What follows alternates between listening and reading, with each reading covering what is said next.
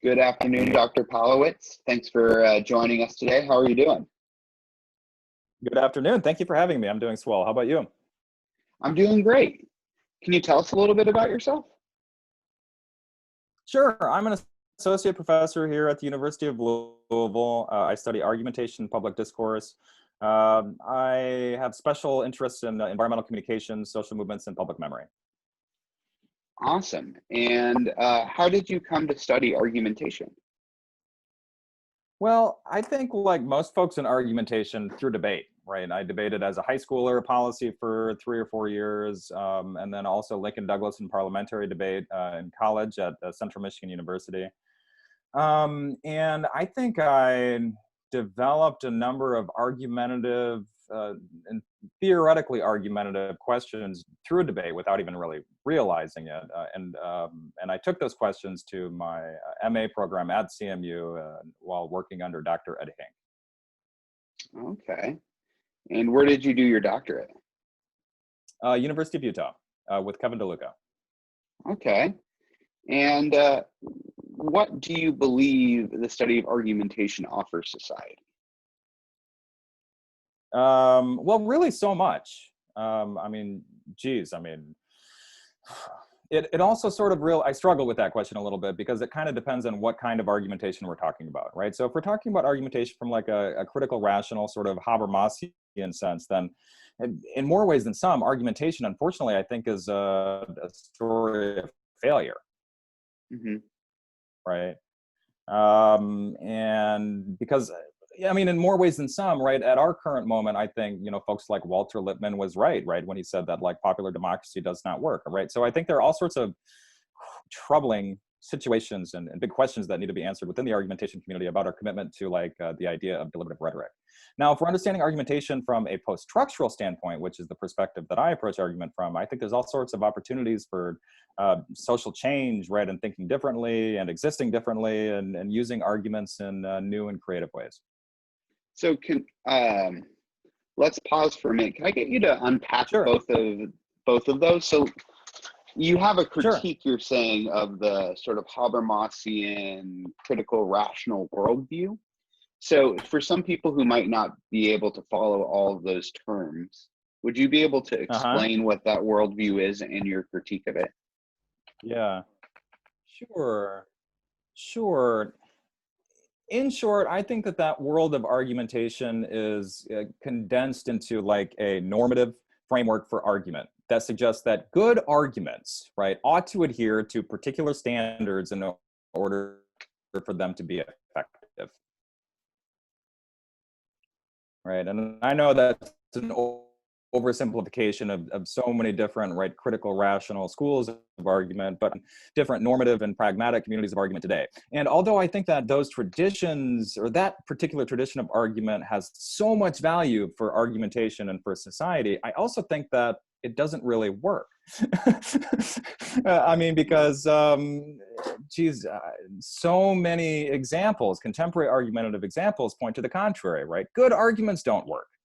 If they did, we would have, some sort of like an actionable climate policy that's capable of preventing the apocalypse, right? If that were the case, Donald Trump wouldn't be president of the United States, and so on and so on and so on. So I think that these sort of vexed argumentative situations are forcing or should force argumentation to think differently about how argumentation works. Yeah, so if I understand you correctly, you're saying that the notion of a good reason doesn't necessarily actually change people's mind, so that we shouldn't necessarily assume that a rational worldview. Right, exactly. I mean, from a critical rational perspective, I mean, many would have it that well, the better arguments should prevail, and that policy itself within this idea of a deliberative rhetorical democracy should be influenced, right, by these critical rational substantive arguments, right? But that's just not the case. And I think the global warming debate is an unfortunate but perfect example of this, or near perfect example, right? Where we have the Intergovernmental Panel on Global Climate Change. Yeah, right. So we have this bona fide scientific community that has met their burden of proof, right, for argumentation for, let's see, like 40 years, right? And they've come out with a number of different assessment reports, right, on, on the impacts of global climate change and a number of different mitigation strategies. If you read these assessment reports, I mean, they're substantive in every single way. But, I mean, climate skepticism prevails, right? These ridiculous arguments made by ridiculous communities of argument that are manufactured or generated by a private corporate interests, namely that are invested in the fossil fuel economy, are prevailing. And so how do you explain that from a critical, rational viewpoint? Right. The better argument is not necessarily winning. Correct. It's failing miserably to the detriment of humanity. So what is your perspective then? Or what do you think the argumentation offers us? Well, my perspective on argumentation is it's a post-dialectical approach to argumentation. And what that means is it does not assume that the better arguments ought to prevail. So in other words, in the work that I've done with Guy McKendry, we have jettisoned normative ideal standards for argument production, and rather we understand how argumentation actually works as networks and forces. And so one of the things that we take seriously in this kind of analysis is objects, and how objects build networks and relations with persons and other objects and ideologies and attitudes and all different kinds of argumentative assemblages in order to create change. And so I think from that viewpoint, I think argumentation has a lot to offer. I mean, of course, I think there's so much value in critical rational forms of argumentation. I mean, I myself am very much influenced by that school. But at the same time, I think that there are opportunities with post-dialectics. Okay. So you would call your approach sort of a post-dialectic study of argumentation. And in this worldview, what exactly is an argument? Okay, you were breaking up a little bit, but yeah, I think my internet is unstable. What in the post-dialectical approach to argumentation, what is an argument? An argument is a force. An argument is an irreducible force that does something in the world. An argumentation consists of networks and forces. And so that's an argument. I mean, think of an image. Or a video, or a corporation, or a movement. All of those involve networks and forces that do things in the world. And even people like Stephen Toulmin, I think, according to my reading, most recent readings of Stephen Toulmin are really prioritize force in argumentation. It's always been really a prized term in argumentation, but we have not yet understood force as something that is ontological. Yeah, I really like this read that you have of argumentation as force, and I think that it's something that we should delve deeper on. I mean, I think of the manifest rationality, for instance, even in some of the informal logic approaches, as that reason will sort of invite. That invites inference, right? That seems to be speaking to a kind of force of reason, or normative pragmatics also speaks to sort of some of the force of reason as well.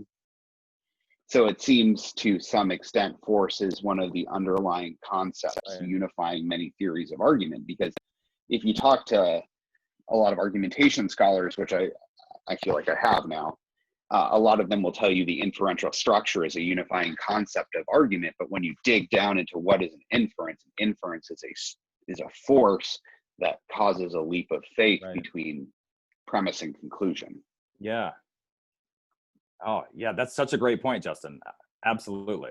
And this is also why I appreciate your work so much, right? I mean, your focus on sound, I think, is really...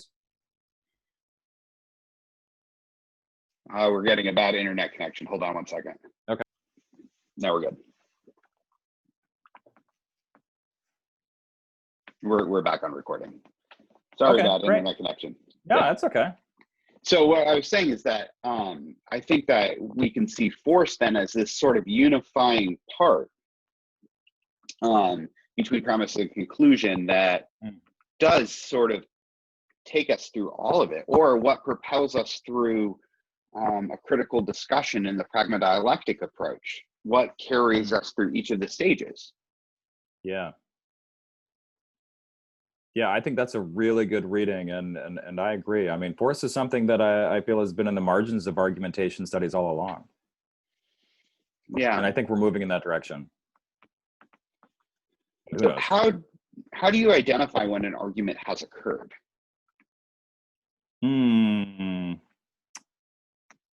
I would say when forces, objects, relations do things in the world, right? They create moments of rupture, right? But of course, right, we're also still dealing with with disagreement and division and advocacy and things like that. From a post-structural or a post-dialectical standpoint, the only difference is that we're attending to not just arguments as forces, but objects as argumentative, objects and their relations. Right, I'm thinking of the work of Bruno Latour, whom I think is quite useful here, right? Especially his concept of ding politic, right? And he says in the intro, I believe, to his book, Atmospheres of Democracy, he says that we have shifted from a real politic view on objects to a ding politic view on objects. And so he said what that means basically is that objects have moved from matters of fact to matters of concern, and we need to ensure pay attention to the politicization of things and objects, right, to better realize what he calls this parliamentarity of objects or things. Interesting. So could you give an example of that sort of politic? Definitely. At the 9/11 Memorial and Memorial Museum. I mean, here below ground at the museum specifically, I mean, we have over 10, 11,000 different objects that all make really powerful arguments, right? Arguments of victimage and retribution and memory, right? And trauma that are moving, right? And they're argumentative, right? In that way, because they are precisely, right, these moments of rupture, and they're imbued with narratives and testimonies, right, and all these stories that, right, do really powerful things. I mean, one of the effects, I mean, as Maruf and I argue in our book on the 9/11 Memorial and Memorial Museum, right, is that this is a securitized space, right? So these objects create this sense and sensibility of securitization, right, that is enacted or reenacted / carried out, right, in political decision making, right, through the global war on terrorism. Yeah. And that has really important effects on the way we think about policy, the way we relate to the world. I think that's a really good example. So how then do you go about, once you've identified it, analyzing? What sort of methodologies do you use to analyze argument? From a post-dialectical standpoint, Guy and I talk about assemblage criticism as a mode of critique or criticism. And what that basically means is that rather than entering the sort of argumentative situation by assuming argumentation ought to adhere to particular standards and measuring or evaluating those arguments against those standards, we map arguments. And so in that way, it's an interventionalist cartography that tracks the relations of objects and forces and arguments that do things in the world. Okay, can you provide us an example of that? Sure. So Guy and I, in our first essay, first co-authored essay in Argumentation and Advocacy on post-dialectics, and maps, it studies the global climate change controversy from this standpoint. And it maps the different networks of relations between and among the international scientists, namely the IPCC, and then also the skeptics, right? And so we show in that analysis through this cartography that the networks of climate skepticism are stronger, unfortunately, right, than the networks of the IPCC. Even though they're making absurd and outrageous arguments, right, they have more networks, right, because they're connected to all of these international companies that are invested in the fossil fuel economy, right, and have access to all of these different screens, right, and the images therein, and so forth, right, and so that's sort of an example. That's a really good that example. sort of cartography. I can show how this works as like an assemblage, a controversy that has everything to do with these competing assemblages. Yeah, so one of the things I'm hearing you say is that when you're looking at these assemblages or arguments as assemblages, you're not really interested in evaluating them based on some sort of overarching normative criteria. Correct. So this raises, instead, you're looking at them as their own entities. So this raises a question about entities on their own, taking them on their own terms.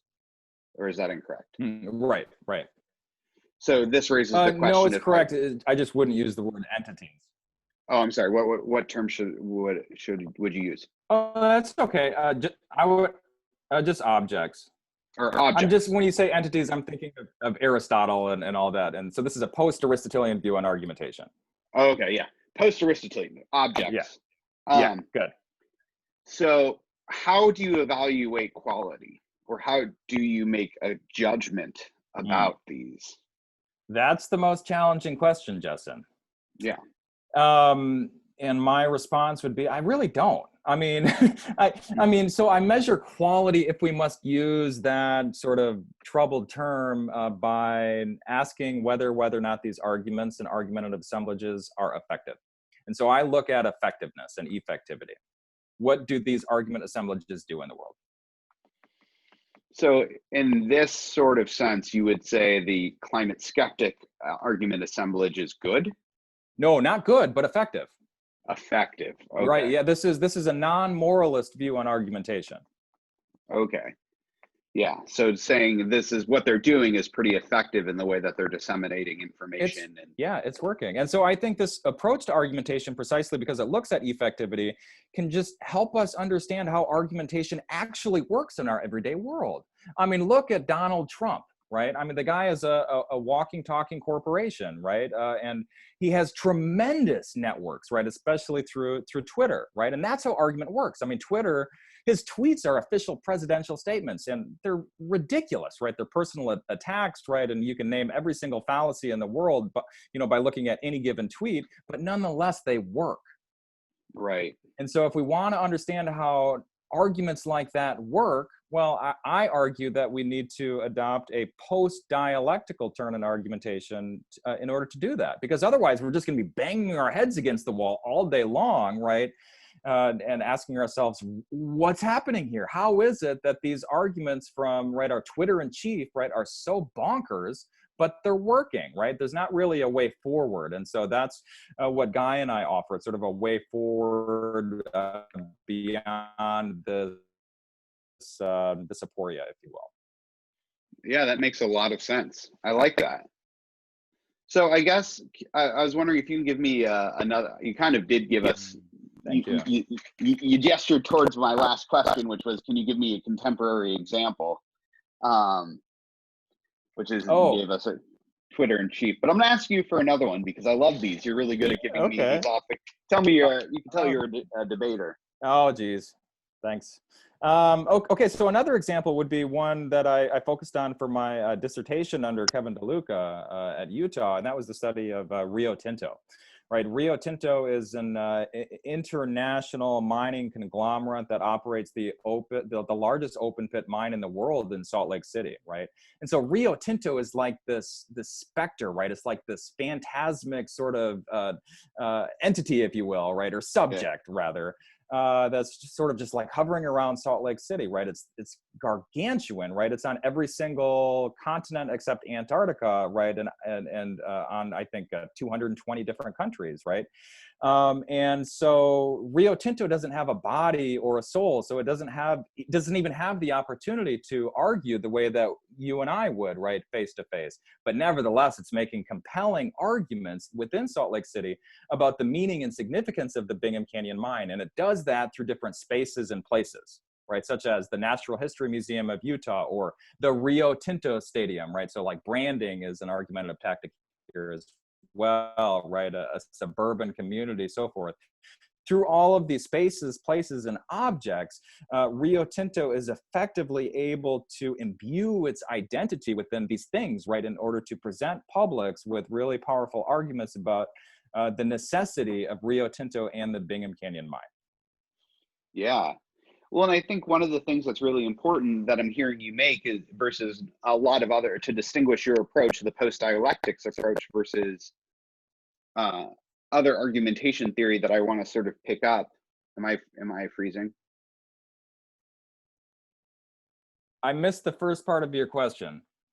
I was sorry. I think I was freezing for a minute. One of the things that I want to pick out from this conversation that I think is really important that distinguishes post-dialectics from a lot of the other argumentation theory I've discussed so far is that because you're moving away from the individual, what you're calling post-structuralism, and refusing just to say it's two people like you and I talking, and you're starting to get to these assemblages of objects, is you're able to look at these multinational corporations as relevant agents, as all of these things that have these multinational influence and able to affect huge networks of change.